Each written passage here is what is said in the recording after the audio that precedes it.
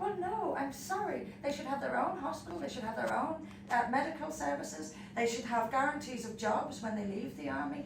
They should have a government that is clearly on their side. If the government is not on the side of the army, you have a split. You have a country that has a chasm down its middle. That army is there to defend you. It is there to go out and follow the orders of Parliament. God love them, but that is their job. Parliament therefore has to be on their side. And often, the most powerful thing you can do is just speak. Is just speak. If you had a leader who spoke out and said very clearly to the military of this country, I am on your side. That's step one. Meant it. I meant it. You hear all the platitudes. I mean, you see the Conservative MPs, Johnny Mercer and all these people who says he's standing for veterans, but then castigated Gerard Batten because Gerard's associated with Tommy, and how could he possibly go on a veterans demonstration when Gerard has been, like you, has been 100% behind this cause from the very, very beginning, supporting the veterans and wanting amnesty. And interesting, I was talking to Tommy yesterday about prison, and not that I ever plan on going there, but he said, "What if I get locked up for something I've said?" I said, "What's it like for a veteran in prison?" He says, "You are absolutely. If you go to prison, you're dead, mate." he said because one, you've been speaking about Islam. He says, two, you're a veteran. He says, if veterans in prison, this is what he told me. Veterans cannot tell anyone in that prison that they are veterans because of the Muslim takeover of those prisons. So if you're a veteran, you have to hide that, and you're told that by the prison officers. I don't know why that's stunned me, but it has. I'm almost. I was gobsmacked when he told me. I mean, I remember the guy who went into the pub in his uniform and was told to get out. Yeah. That they wouldn't serve him in his uniform.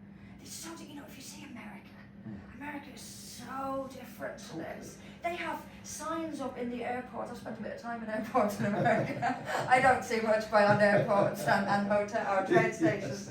But they have signs up in pretty much every airport thanking the veterans. Veterans get the best seats on the plane. I've seen, I saw people go up to veterans and shake their hands. The Americans have such a tradition of honour and pride in their serving people.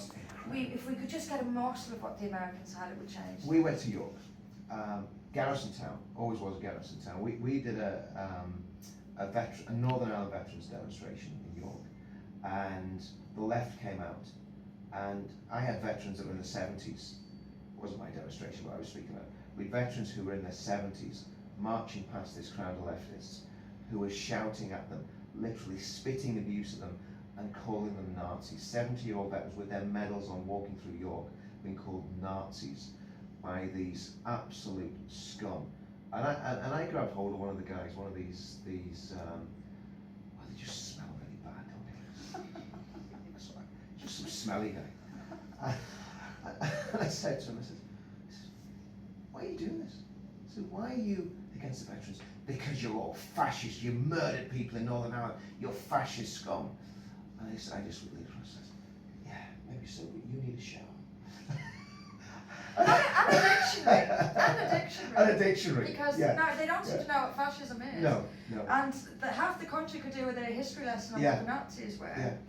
The Nazis were utter evil. And all you have to do is go to a museum to see. I went to Anne Frank House, for example, recently, and you see what they did to Jews in the Netherlands. And to call, Jews were not allowed to get on trams, they weren't allowed to go to school. Such an insult to them. They absolutely weren't allowed to own business. It was just an extraordinary oppression, real oppression. And then, of course, they were rounded up and sent to gas chambers. Yeah. And this is what we're being called for telling the truth about a violent religion. It's disgraceful. And we weren't even that demo was nothing to do with Islam. Absolutely nothing to do with Islam.